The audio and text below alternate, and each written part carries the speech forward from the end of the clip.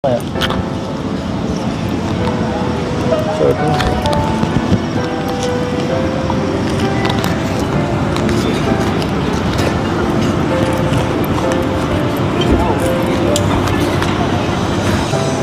Wala nang pasabihin.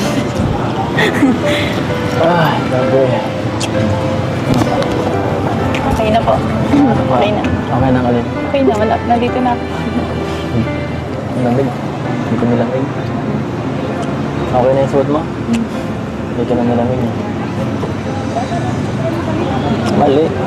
Ano mali? Dapat sinabi mo, ikaw, nilalamig ka rin ba?